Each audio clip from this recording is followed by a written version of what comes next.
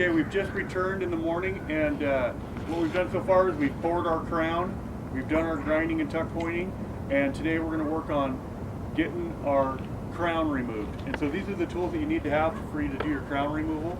We have our platform that works well on our roof to help hold some of our stuff, so the roof's at an angle that'll help us get level, put our buckets and tools on. We got 2 cords in case one cord ever fails, or we need to carry a long distance. We always want to have 2 of those at least. I have a bucket for water. This bucket's going to be a bucket of water up top for when we go ahead and do our sacking and when we do our smoothing out of our crown face. I have some mortar and some color. Color is just only when we have color in our concrete for the crown. And we also have some mortar here too. This will be by both 2 purpose. We can use it for sacking the chimney and the color mortar to sack the chimney, but this is also for when we do our flashing. We can also use this mortar and color if we have flashing in our mortar joints, or if we have color in our mortar joints. I also want to have some acid along when I do my crown removal, because that will be the time when it's time to acid wash the chimney. And so we have some buckets for that also, and brush. I also have some hand tools here, some trowel, marking trowel, and tuck pointer. Those are going to be used for in case the crown has any chips, any areas that don't look good. We want to go ahead and stack those with the sponge, and then any type of mortar, if we want to add mortar, we need to have those. I also have a drill, charger battery, and cup grinder. This is if we need to do any grinding on the crown and smooth it out. This is for removing the screws and the forms, and a hammer and pry bar to kind of remove those once the screws come off those boards. I also have a hose for mixing mortar and also for cleaning the roof in this process. And that kind of covers the tools that we need to have for crown removal. And so I want to start with my chimney bag. I'm going to have all my hand tools that I can fit in here, so that anything I need sits up on the roof. It's easy on the roof. It sits up there easily. It doesn't want to fall off. It's a good tool for keeping all of our stuff in there. I have my copper flashing, which I want to keep straight. I want to keep in places where it's safe and that it's not going to get bent or dinged. So always keep that in a safe location. I got both my levels, one to mark all my cuts for when we install our flashing, and also for making sure that it's level. I have my brushes here, thin brushes. I want to have those so that when I make my cuts, I can really get the dust cleaned out of there. I'm also going to use my blower for cleaning those cuts out also. I have clear caulking. It's the caulking that we use. It's an alcohol-based caulking, and dries well in wet conditions, and it'll also stick in wet conditions. Also a caulking gun. We have a couple cords. We always want to have 2 cords. We got a bucket for water and sponge. Now this is going to be for cleanup, cleaning the flashing. Also some rags for cleaning the flashing at the end of the day. I also am going to have mortar, which I have in this bucket, a partial bag, squeeze bag, and color if the chimney has color in it. When I cut the flashing out, there's going to be some joints that I need to fill today. And each time that we do flashing, we need to continue doing a little bit of joint work around. So I'm also going to have my joiners, my trowels, my tuck pointers and margin trowels for doing that type of work. I also like to have screw guns and cup grinders just for miscellaneous use. Also hammers for that reason, miscellaneous use. Hose and water and nozzle so that we can get water for mixing our mortar, for cleanup at the end of the day, and that sort of thing. Also now I have my grinders for when I'm grinding. I have different tools with different options, also easy use for different situations. And those are the tools that we need for doing our flashing. Okay, we've got our tools up here for our crown form removals, and we have this all covered. Now, last time we were here, we had to port the crown. We had a little bit of cold conditions and a little bit of wet conditions, so that's why we've covered this. We had just recently covered the mortar. We had a little bit of freezing conditions, so that's why this is covered. What this does is this allows the heat to be trapped while the mortar and concrete crown are curing. There's a chemical reaction that happens. When that chemical reaction happens, it creates heat. And by covering it with this plastic, what that does is it heats the area inside this plastic, and it keeps it from getting below 32 degrees, so that way we protect ourselves and our mortar from freezing. So I'm going to go ahead and start the process of peeling off the plastic.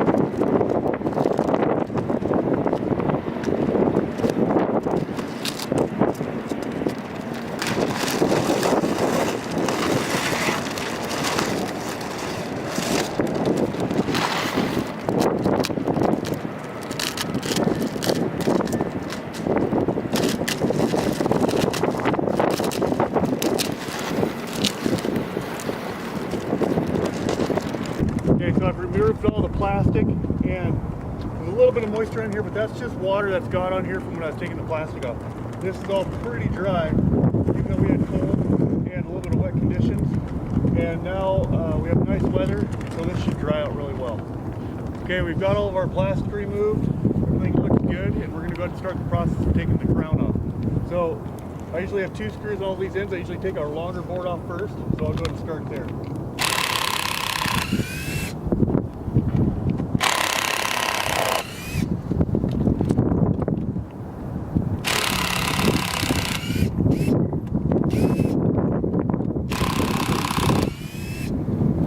Caulk all our edges when we pour. That kind of holds these crowns together. So usually you can pull all your screws. Once you have those pulled, go ahead and grab your hammer and your pry bar. And what I like to do is I just like to give a little pop, a little tap. And that separates the concrete from the mortar. Next thing I like to do, put this pry bar right on my edge here, and I'm going to lean against my form here so that it doesn't fall. I'm just going to get a little separation. Once I do, I'm going to gently remove it.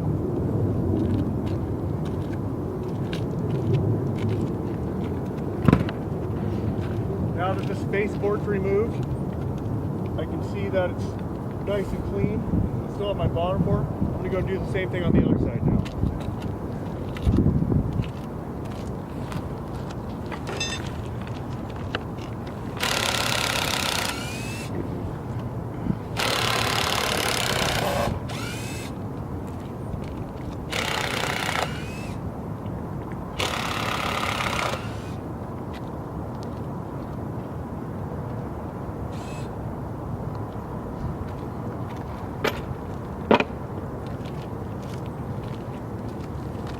Same thing, I'm going to hold it, I'm going to just tap it.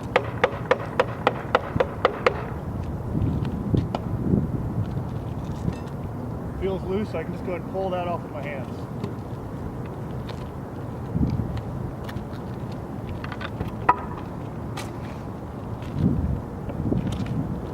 Now we have our side pieces, which we just have a couple screws that just held in place when we originally were doing the work.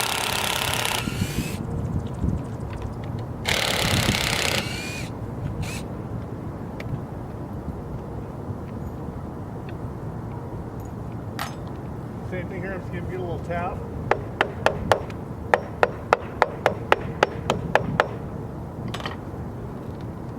If I can't get it to come loose just by pulling on it, I want to come down below here, between the lower form and this form. I do not want to pry against my concrete, because it's still very, usually I'll have a guy help me. We'll just kind of get this started. Once again, I want to kind of have a little bit of pressure against it, so it doesn't fall. Once I get it broken loose, get it right off. Now I'll continue to do the same thing with this last board. Okay, so I've removed all my face boards. Now this is my board that was my original ring to hold everything in place. This also is what gives me my 1.5-inch projection. So I'm going to go ahead and remove that now. This you have to be a little more careful. You have the risk of breaking the bottom corners and edges. So when we remove these, we want to be very, very gentle.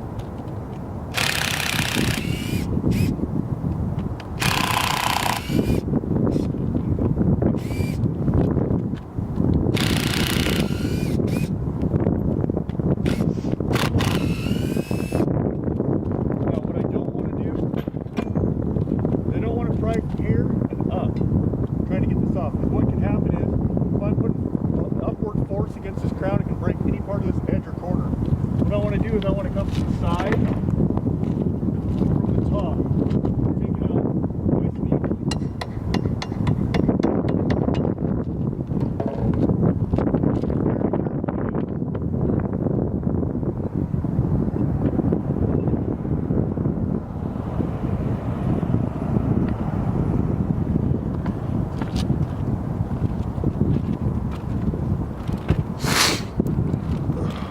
Notice here we had some of the crown fail.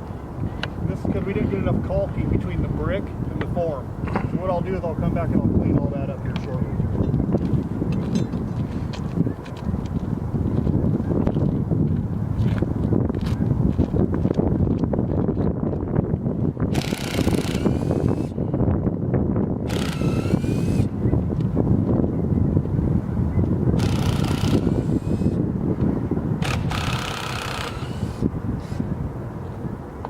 Now I have all my screws removed.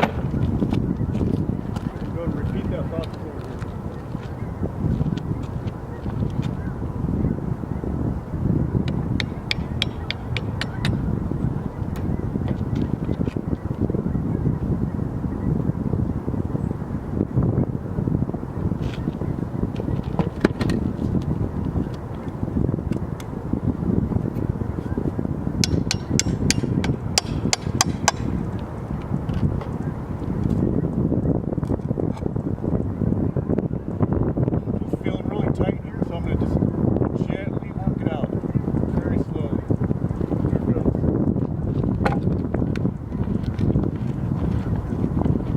Okay, we have one more to remove. I think you got the idea. We're going to go ahead and get that. We'll see on the next step. Okay, so now sometimes you'll have a little bit of cement slurry that'll get onto your brick. You can just go and take a scraper or a chisel, and you can just kind of scratch that off.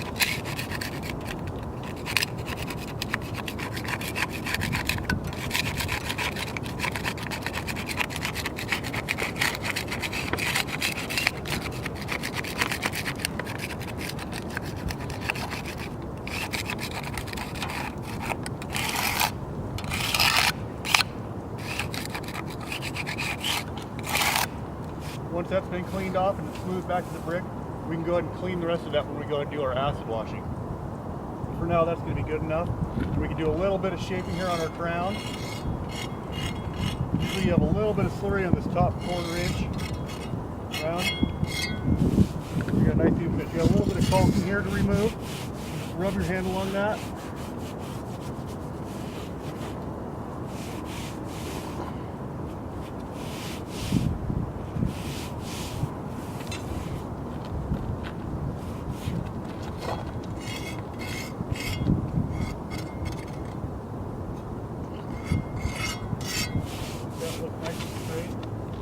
Start cleaning this.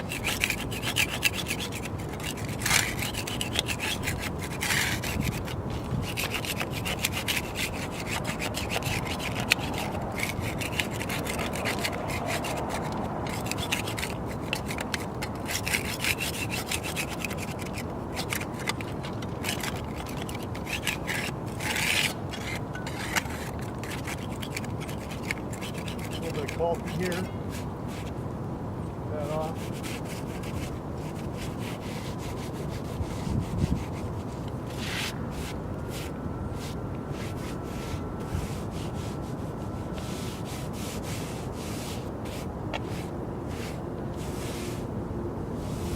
You can see we got a nice tight bullnose edge on this bottom edge, on these corners, and this 1/4 inch bullnose on this top edge. Anyway, they'll continue to clean this off around the sides, and that's the process for removing the crown. Okay, so I've got all of my crown stripped. I got all my caulking removed from my crown. I got it all cleaned up underneath if anything's got through. Now what I'm going to do is I'm going to get ready and I'm going to sack these edges. Get up with these little tiny air pockets anytime you pour concrete up against the form. So what I'm going to do is I'm going to finish getting the process, kind of getting this a little bit wet, just slightly damp. Make sure any dust, anything like that is dry or is pulled out, anything dry pulled out. It also slows down the mortar cure time a little bit, just enough so that it doesn't dry too fast when we get this dry concrete. Now I've got a little bit of moisture in it. What I'm going to do is I'm going to pick up a little bit of mortar, matches the cap. I'm just going to kind of fill those little holes.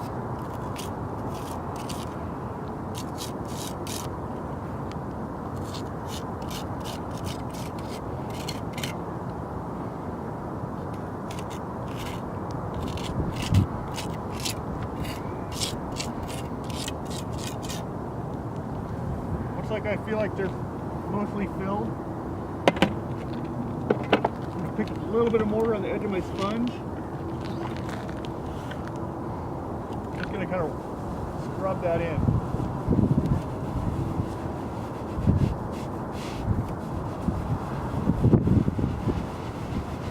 Just going to watch those little holes. I'm just going to fill them in.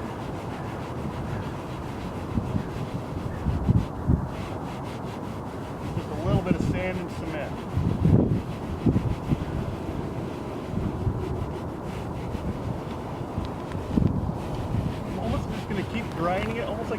sandpaper. Until I see they're all full. If they're all full, I'll kind of just pull any of the excess off. That kind of gives you that finish. So you can see the difference between now this is completely smooth and now you still can see these holes. So now what I'll do is I'll sack the rest of this crown all the way around all 4 edges. Okay, so we've stripped our crown, we've sacked it, and as you can see it's starting to dry out. Now, I want to address at this point right now, any mortar that got on the brick from the crown or any mortar that got in the chimney from grinding and tuck pointing, this is the time where we want to clean that. And what we use is a muriatic acid, and what that acid does is it just eats that film of mortar off that top edge. We mixed it with water. It's a pretty strong product, so we mix it 50-50 with water. And what I'm going to do is I'm going to go ahead and I'm going to get this chimney just slightly wet. What I want to do is I want the chimney to absorb a little bit of water, so that way then I'm going to take my acid, I'm just going to put it on this areas where I have mortar smears and just lightly down. What it'll do is it'll kind of make a white film, and that tells me that's eating that mortar cement that's on the surface. And then I'm going to rinse it off quickly, getting the least amount of water on the chimney that I can, but at the same time enough to get it clean. So I'll kind of start that process now. Okay, so I've got my acid and water mixed together here, and I'm going to go ahead and show you kind of the process of cleaning this brick here.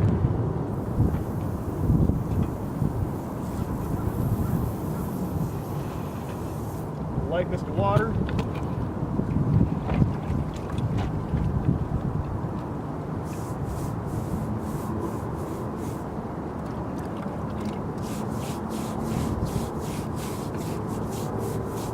I'm just going to scrub until I start to see that mortar go away.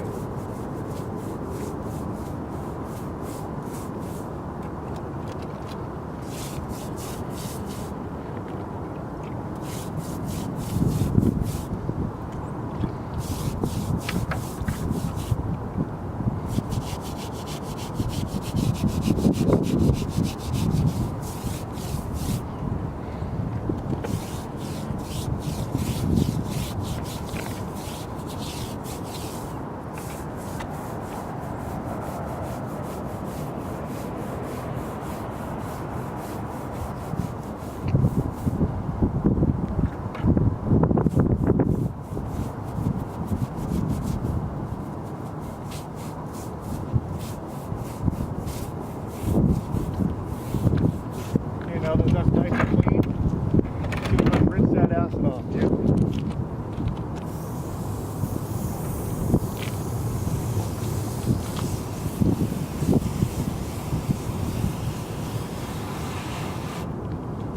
And I'm just going to continue that process all the way around, making sure not to get acid on my crown.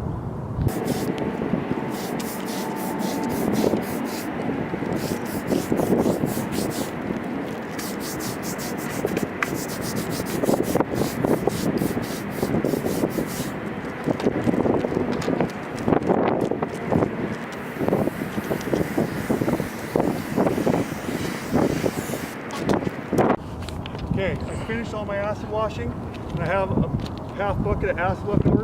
This is a good time for me to go through on my roof, anywhere we've spilled mortar, if there's any mortar stains on the asphalt on the roof at all, or tile roofs.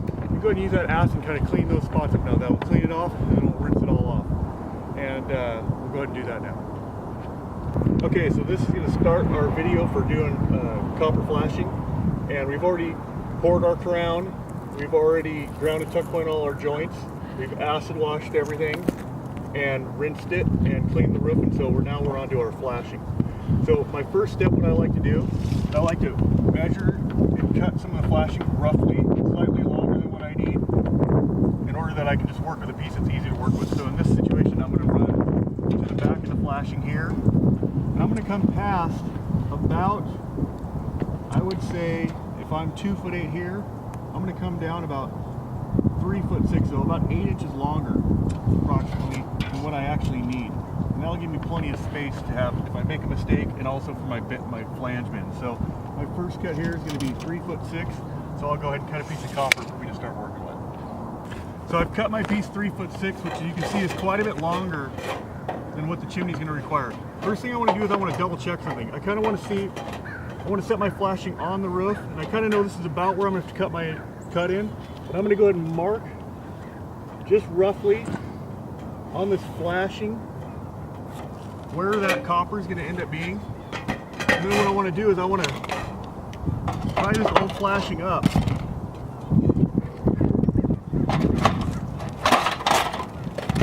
Make sure that underneath here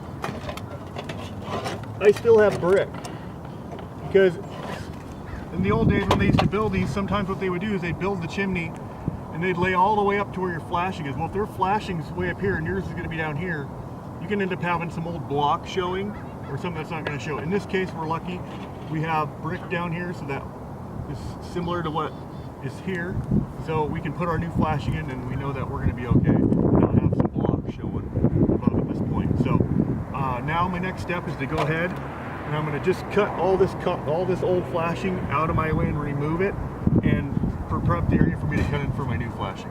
I just got done testing with my piece of copper that I had cut previously to make sure that I have brick behind these locations where I'm going to be cutting this flashing off.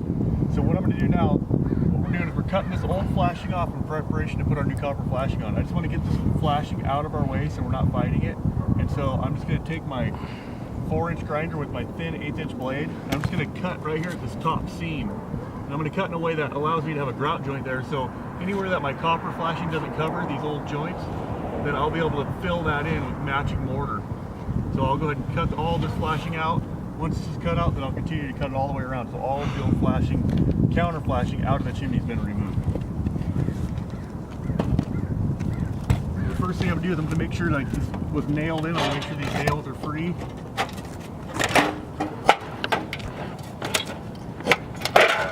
Get those broken loose. So once they're broken loose, now I know I just need to cut these top edges to go ahead and remove those.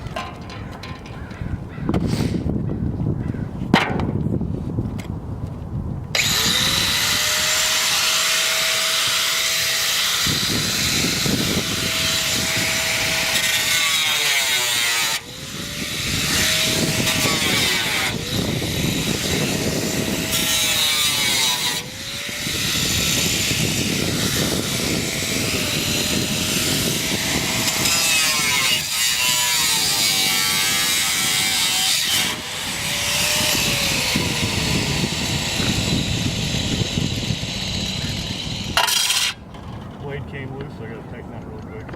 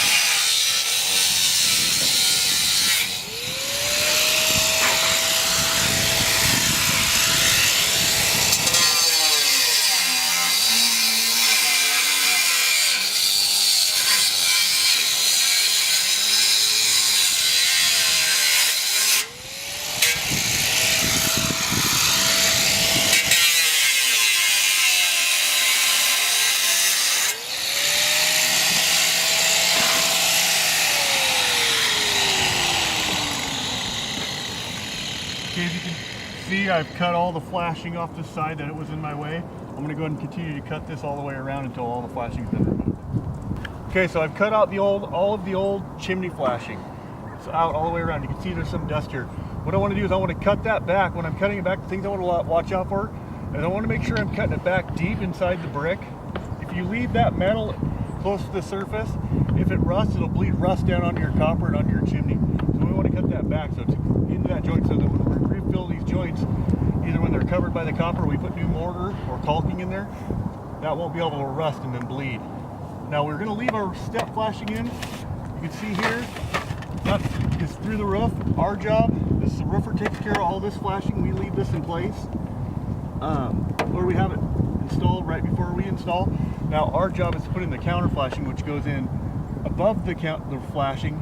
Counter flashing comes out of the chimney and down and covers this roof flashing. So we'll be covering all this.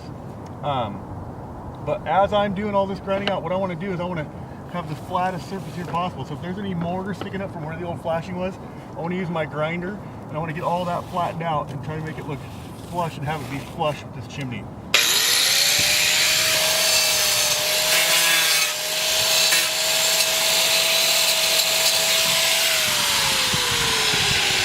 So I kind of worked my way around the chimney already and made sure that everywhere's nice and flat, and I've used my grinder now while I'm cutting this out to make sure this is nice and flat also.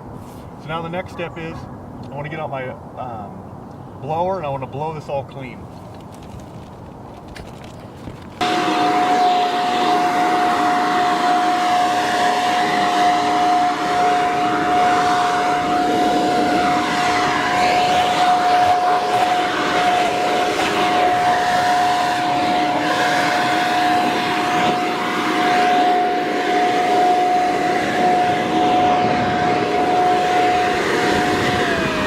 Okay, so we've just got done cutting out our old flashing, so that's all been removed. We now have our roof flashings here. So the first thing we want to do is they always put a little bend here. We want to straighten this out. Put this back to being straight.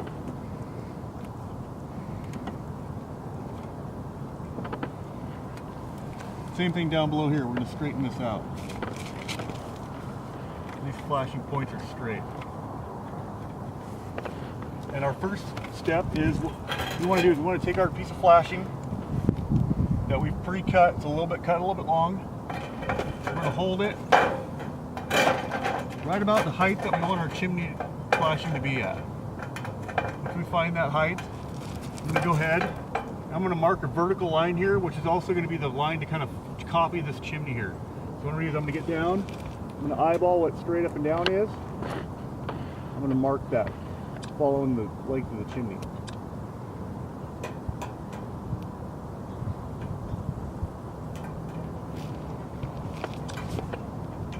Okay, so I've marked my piece vertically here on this end. What I'm going to do is I'm going to go ahead and cut that now.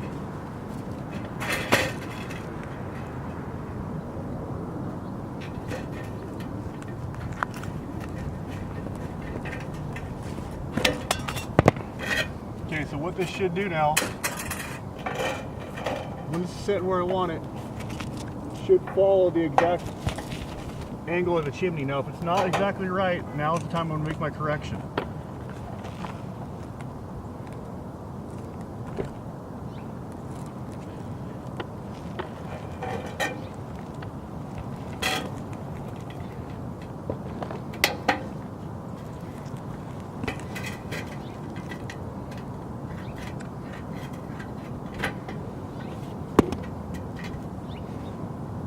So I always cut it a little bit long, so that way we know we can make a mistake and still have room to correct it.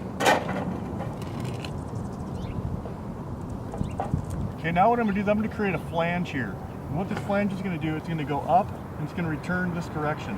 So that way when I seal this copper up against here, I'm going to have a bend that comes and returns this way, so that I don't have a hole in this inside corner right here. So that allows me to glue or caulk to my back piece here and this existing piece here and eliminate that inside corner. Okay, so I'm going to be making this bend with these pliers. They're copper benders, and I'm going to do about 1 3/8 bend. So what I want to do is I want to measure the top of my piece at around 1 3/8.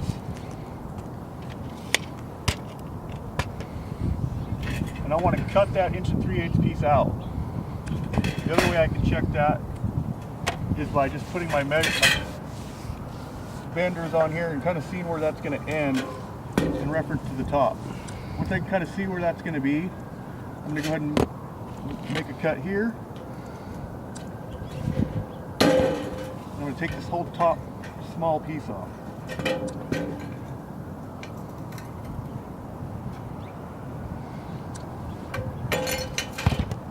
once I've done that, I'm going to use my benders. And I have this angle already marked and cut, and I know it's right. So what I'm going to do is I'm going to put my benders, I'm going to use the back edge of that bender, and I'm going to kind of follow that angle. I'm just going to put a slight bend, and another slight bend here at the end.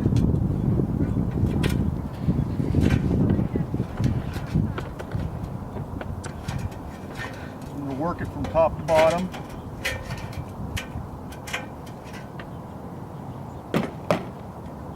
Until I get that angle. And what this does is, you can see it creates an inside corner that's seam. It's a seam, so you don't end up having a hole there. If this gets slid in position, it has me ready for running my back piece of copper here. Now there's a little tab right here, a little ear, that we need to cut off and level once it's in place with the top. Once that's zipped off, then we're done with that process on that top edge. So now we've finished our top corner, and now we're looking at our bottom corner. And what I like to do is I like to kind of see where the flashing ends below, on this pan flashing below. And I want to make a vertical mark there. And once again, I want to kind of eyeball straight up and down. I'm going to kind of follow the reference line of the chimney for that. Another thing I can do, if I'm not 100% sure, is I can take this torpedo level,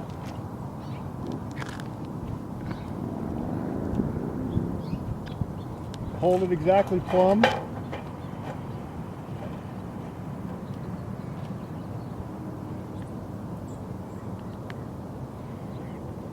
and I can mark it. Shoot.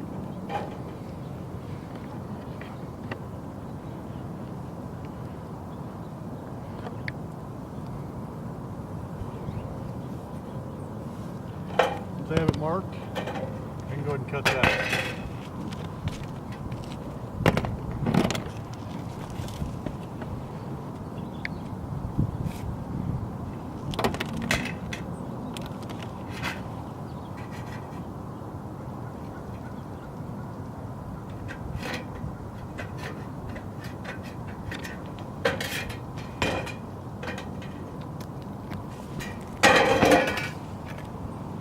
That piece is cut. This piece is done.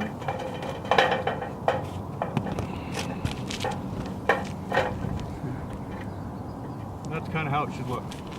Okay, now that I've cut my west side piece of copper, this is a west side chimney, what I want to do now is I'm complete with it. I have my angle here at the bottom, I have my angle at the top with my flange on the top, and what I want to do is I want to mark the line where we're going to be cutting into the brick.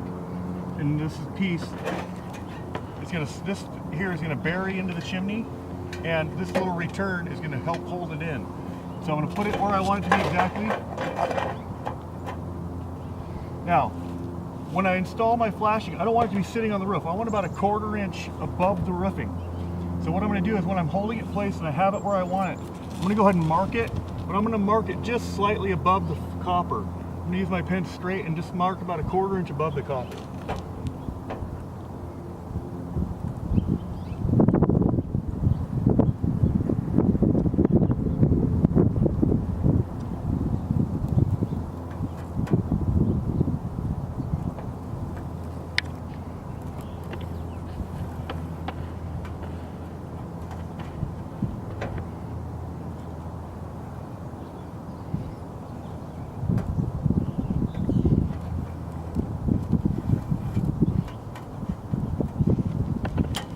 Now you can see I have it marked, and I can remove this, and that's going to show me where I need to cut for me to be able to install this flashing later today.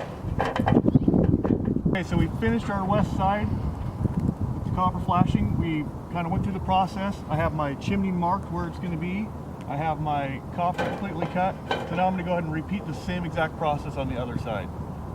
Flashing cut for our east and west sides, and I also have our flashing marked for our east and west side. So now the next step is to go ahead and grind this groove in order for us to install this piece of copper flashing where it's going to go. And what I'm going to do is I'm going to install this piece, cut it in, and install it dry fitted.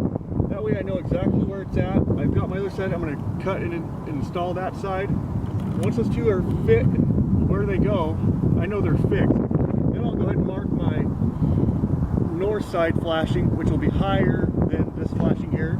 And I'll mark my south side flashing will actually be a little bit lower to make sure that water runs off and doesn't go into the roof. So I'll go ahead and show you the process of grinding that in and then setting this piece in dry.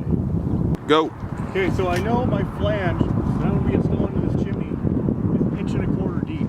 So what I want to do is I want to hold my grinders, and I know on this grinder that when it's all the way buried deep, it's 1 inch deep, so it's not quite deep enough. But I can actually score it and get a line started here. What I want to do is I want to go ahead and mark on my blade here, 1 1/4 inch. And so I'm going to put a mark at inch. I'm going to put a mark at 1 3/8 or 1 1/4 inch, 1 3/8. Now I've marked that blade. Now what I'm going to do is I'm going to start that blade, and I'll see that mark spinning. I'm going to put my pen down to give me the depth, so I know exactly how deep I need to cut. So I'm not cutting too deep, or I'm not cutting too shallow. If I'm too deep, it damages the structural strength of the chimney. We only want to be about 1 inch and 3/8 deep. I also don't want to be too shallow because I go to push it in and it won't sit flush. So I'm going to go ahead and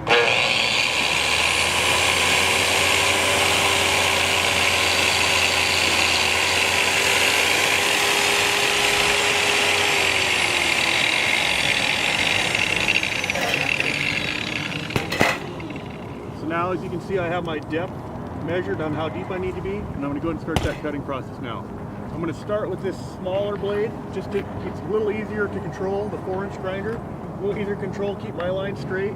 Once I have that cut deep as I can go, I'll go ahead and back up and make my cut with my secondary grinder, which has two 3/16 inch blade, which is the perfect thickness for this copper flashing to go in.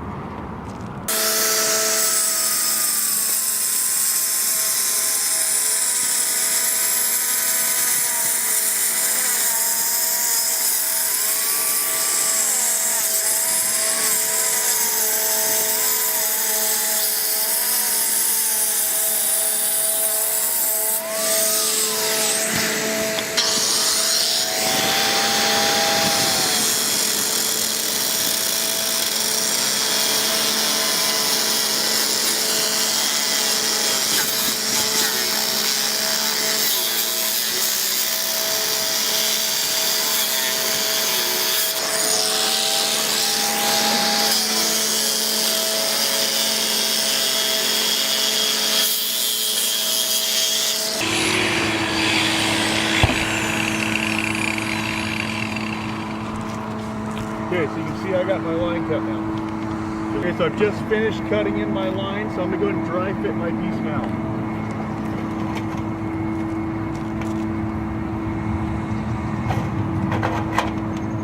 Okay, so I want to make sure it sits flush. I got a little spot hanging up right here. I want to make sure that my angles are right, that I'm nice and tight here with the back of the chimney. I like my elevation. And I'll kind of touch that cut up here to get a little closer, but now I'm going to do the same thing on the other side. Okay, now I've got my cut made, and I've dry fitted this and made sure it fits, and I'm happy with it. I've done that on the east side of the chimney and the west side of the chimney, that's all done. I'm happy with the way they fit well, so I'm going to go ahead and remove those now. I'm going to go ahead and blow off the roof and blow out this joint and get it ready for dry fitting again in order to make our measurements for our bottom and our tops.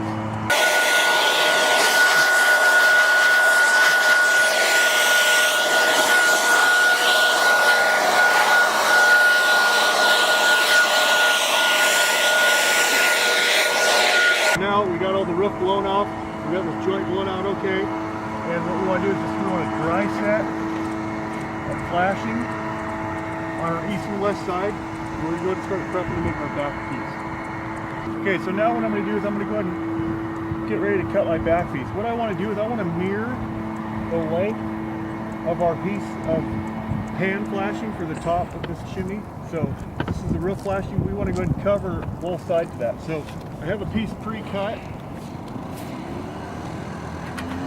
very close to that length. I'm going to make sure that covers that there, covers there. So yes, I am long enough so I'm covering all the way across that piece of pan flashing. The next thing I want to make sure of is that I have to cut this in, and on this rear piece, the flashing on the high end side of the roof, I need to be above our counter flashing, just by about 1/4 inch. This is going to make an inside corner here with our flashing going over top of our top flashing going over top of our side flashing. So it goes above. So what I'm going to do is I'm going to go ahead and mark about 1/4 inch above this flashing. I'm going to get out my level and I'm going to level that across.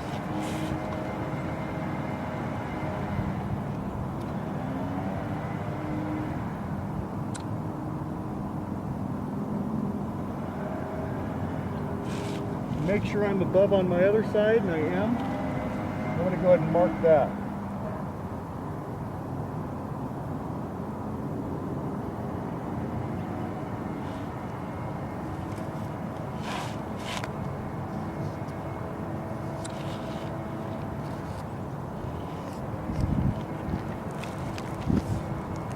Now I can see my mark is above my flashing cut in the back, and it's above my flashing cut here.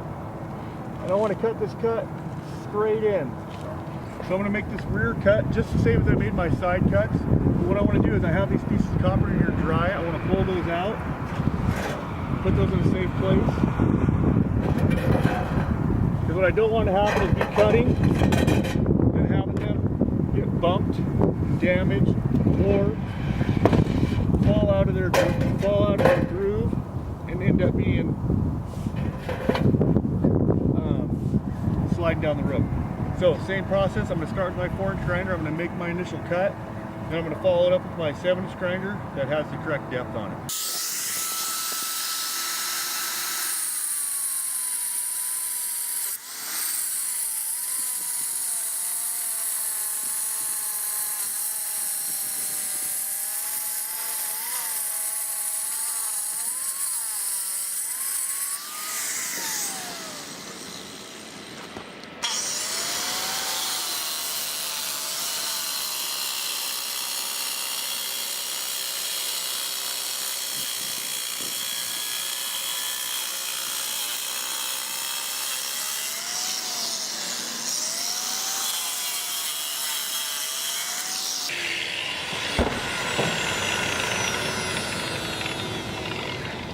Okay, now that I have that cut, I'm going to go ahead and I'm going to blow this off again.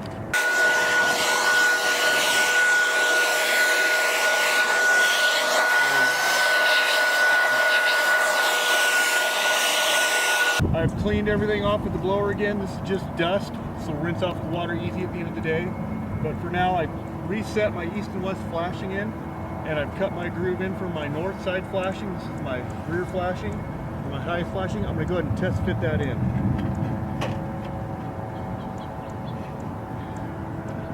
So I'm happy with that fit. It covers my rear pan flashing. It's above my side flashing, and once that's done, now I can go ahead and focus on my south side flashing, the lower flashing in the front. We have all 3 sides of our flashing. Our last piece is our south side flashing, which is our last piece we put in, which is, you always start on the sides, do your top, and then last your bottom. So these are dry fit in still. I have not installed these with any caulking or anything yet. What I have to do is my last piece of flashing, I need to measure it. It's going to be about 21 inches approximately. Plus our flanges, so I need to add about 1 3/8 to that. So we're going to end up being somewhere around 22 3/4.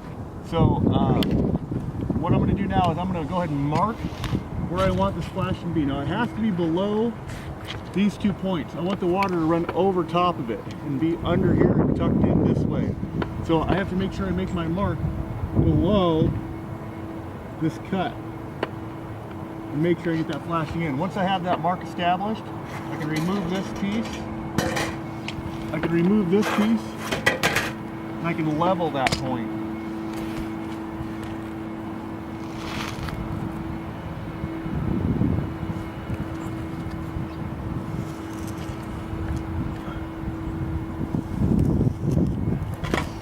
Now this will be my lower flashing, and it's 6 inches tall, so I just need to make sure I have at least 6 inches here to work with. I do, so that's about where the bottom of it will be.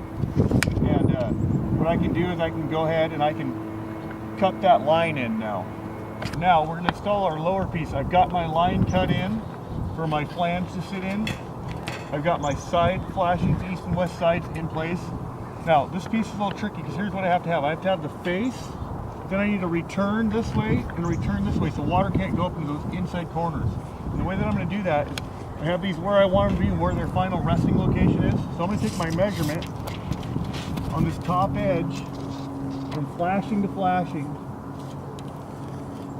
and I'm coming up with 20 3/4.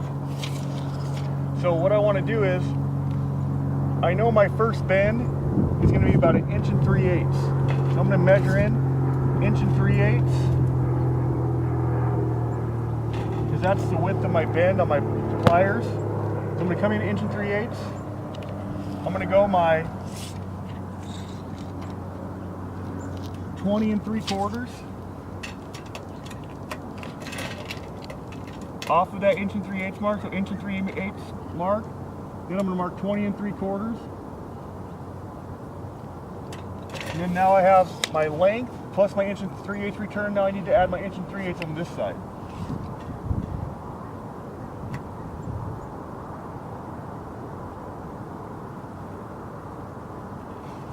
And that should tell me about where I'm going to be for my top.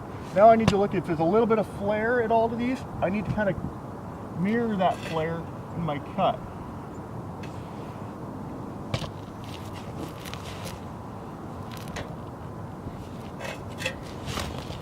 So I've burned my 1 3/8 for my bend. I got my 20 3/4, and then I got another 1 3/8 burned there. So I can go ahead and cut that now.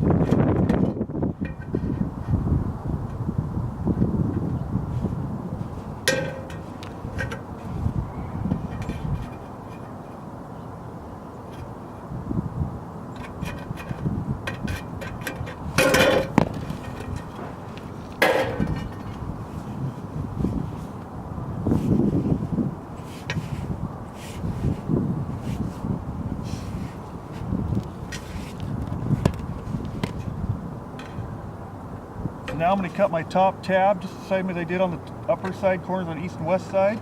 I'm going to eliminate that. Right to my 20 3/4 line. Same thing on this side.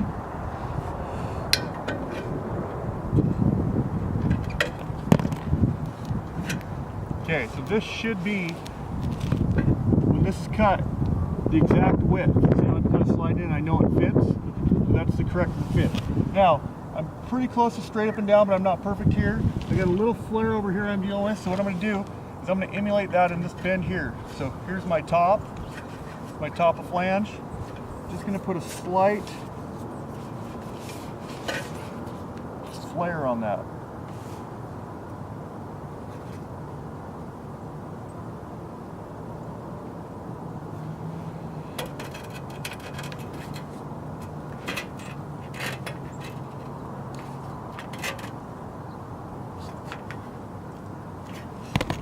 I'm not going to bend this a full 90, I'm just going to get close to that.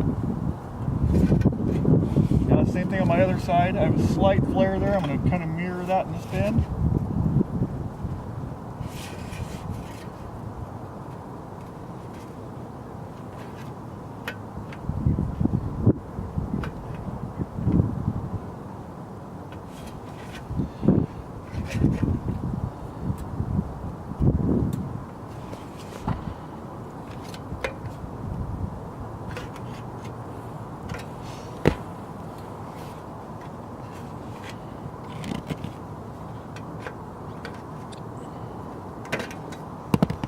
Okay, and then once I kind of feel like I'm happy with that, you have to cut this top edge tab off to kind of follow the shape of the bend, or the angle of the roof, so that can tuck underneath there. Remove this tape. And then we test fit. We'll slide it in, and up, and in. So see how I have that nice edge there? Nice and tight fit, nice and tight there. That's how it should install. We have all of our flashing in. I'm happy with the cuts. I'm happy with this shapes and the bends. So what I'm going to do now is I'm going to remove all that flashing, and then once it's all removed, I'm going to go through and I'm really going to scrub these with a brush and the blower. I'm really going to scrub these cuts because I got a lot of dust in there. I need that dust removed, because if I put my caulking in, there's a lot of dust in there. What's going to happen is that it's going to bond to that caulking and it's just going to pull out. So what I want to do is I want to get all that very clean with the blower and a brush made just for cleaning these grooves. And I'm going to scrub those and blow them until I feel like they're clean. So I'll start that process now. I'm going to remove all the flashing that I have cut. I'm going to go ahead and clean out all those areas. Okay, so now what I'm doing is I'm removing all of my pieces in preparation to clean the cut lines that I have are full of dust. Once they're removed, I'm going to go ahead and take this brush and kind of follow it inside those grooves. As deep in there as deep as I can. Once I've gone through them, brush it.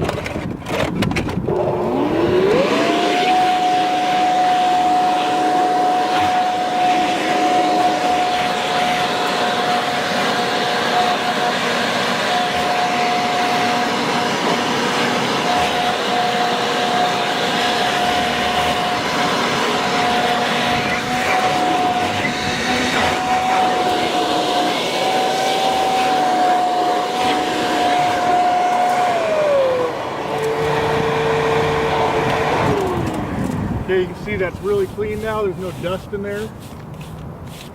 And now I'll continue to do that on the rest of the cuts all the way around. Now if I get to this point, I've taken my blower and I've blown all these joints out. I've brushed them out really good, they're clean. Now if I'm dealing with damp conditions, I'm a little bit wetter than I want to be for my caulking. What I can do is I can use this torch, get it going. Once I have it going, I can dry these brick, make sure they're good and dry in this area right before installation.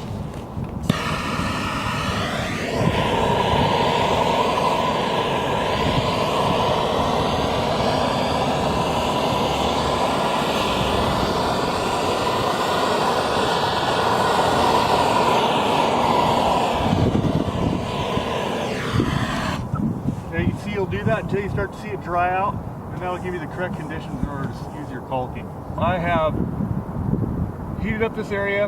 In this situation, really didn't need to, but I just want to show an example of how to do that. So now we're going to go ahead and install our flashing. We've dry fit everything. We know everything fits. We know everything's right. So I'm going to go ahead and wipe my flashing down. Make sure it's nice and clean, nothing on it, so that I know caulking will really adhere to it. The other thing I want to do is I have this little flange here. It's hard to see, but it's there. I want to open that flange up. Make sure that that's open. Just a little bit. What that does, that forces into that crack, and it's opened up, so then when you go to pull it out, it'll grab and it'll open up and hold onto that inside of that cut. So you're not just relying on the caulking to hold you in place.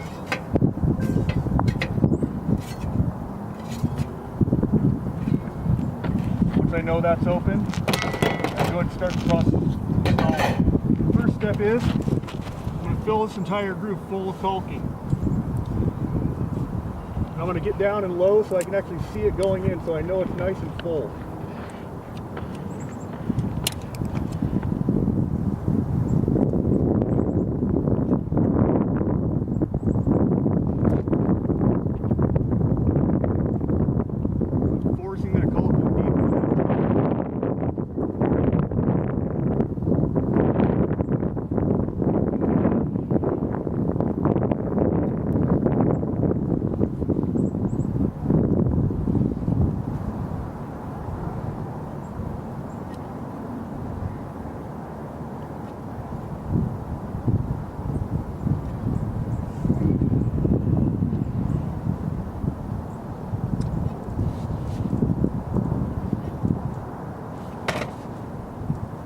That's nice and full. I can go ahead and slide my copper flashing in.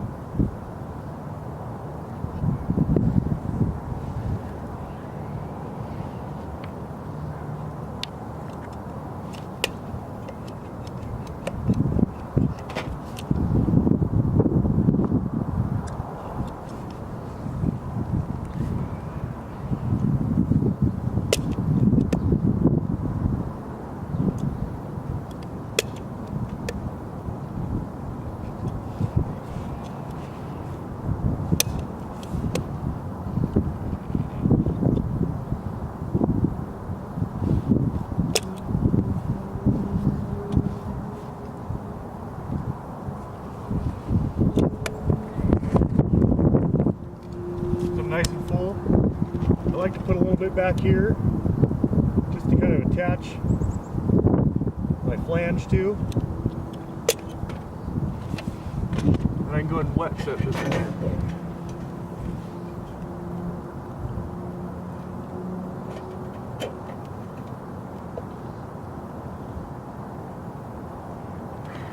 I'm going to force that in, all the way in.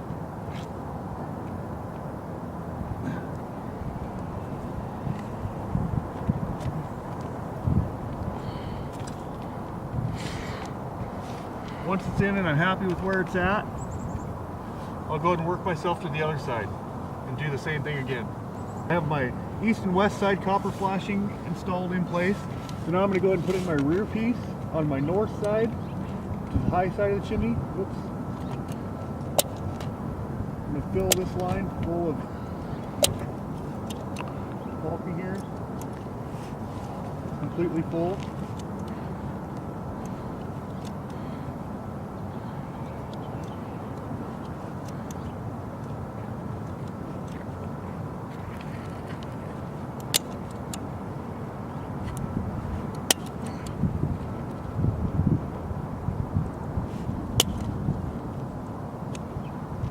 So I've just finished filling this top line full of caulking. I'm going to go ahead and get ready to install my rear piece of flashing. What I'm going to do here is I'm going to give myself a line here, and this will help my rear flashing attach to my side flashing. Fill a little bit here.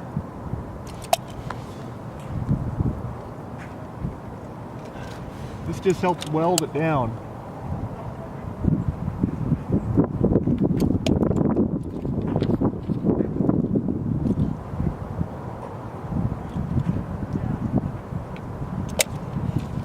Okay, so we'll go ahead and install that next.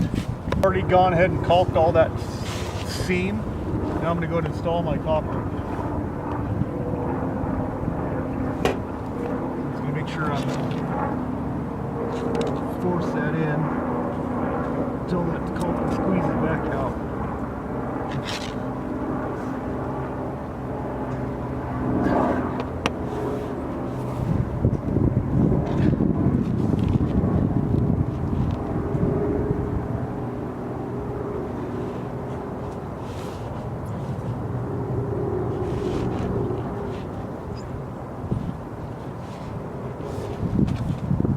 Okay, now I got that sitting nice and tight and flat. I can go ahead and move down to my lower side. Okay, now we're going to go ahead and fill our lower cut, which is our last piece to install. Fill that with caulking.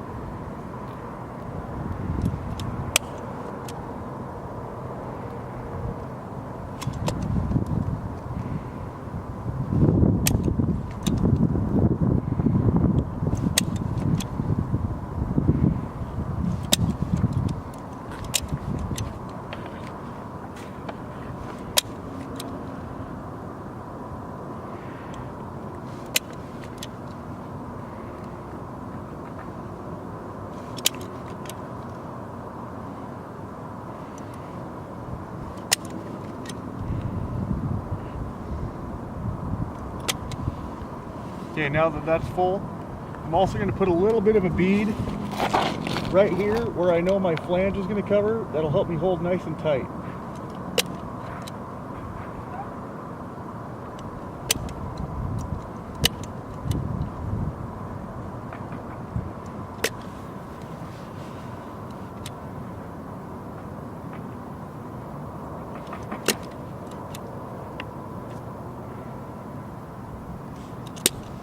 I'll tuck that inside corner in. Now I'll grab my piece. Okay, so I got my caulking already. Now I'm going to just go ahead and install my lower piece. That's the slide from underneath here up into that joint. Force that in again, nice and tight. Make sure I have good connections on my sides.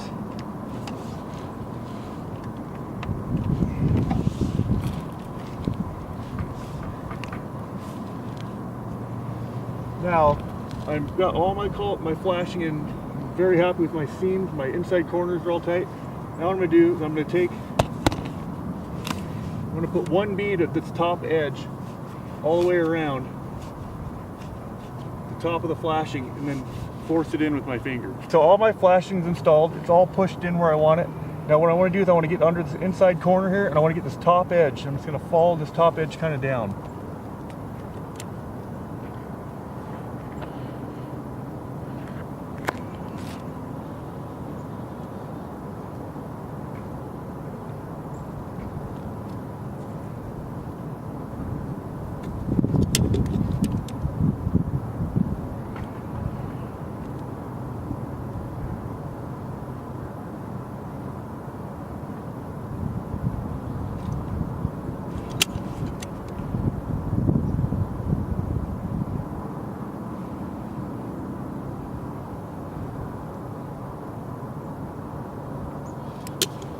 Now that I got this whole top edge filled, I'm going to go ahead and wet my finger a little bit. I'm going to drive that in. Make sure it's in there nice and tight. And that it's pressed into that brick, and pressed into that flashing. And that way what it'll do is it'll help bond it really well. It's clear so you can't see it, so it's nice if you make a mess, you don't really notice it from down below. Try not to make a mess, but we're just going to drive that caulking into that brick and into that flashing. Make sure we have a nice full joint.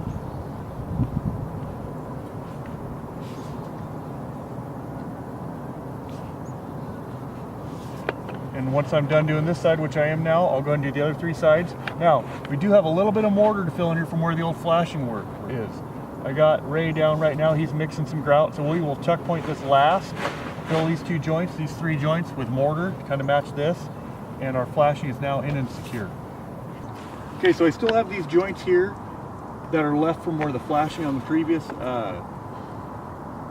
chimney flashing was before we replaced it with the copper. So I got to take some colored mud to match these joints here. I'm going to go ahead and fill those in now.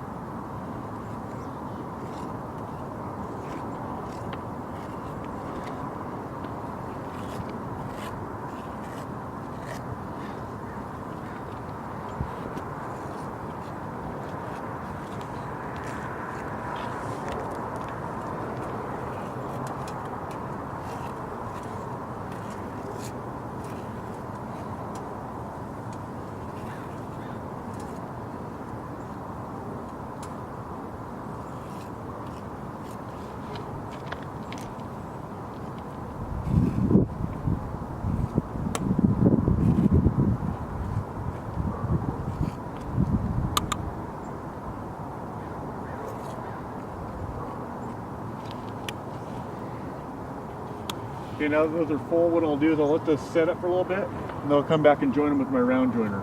And I'll continue to do that all the way around the rest of the chimney.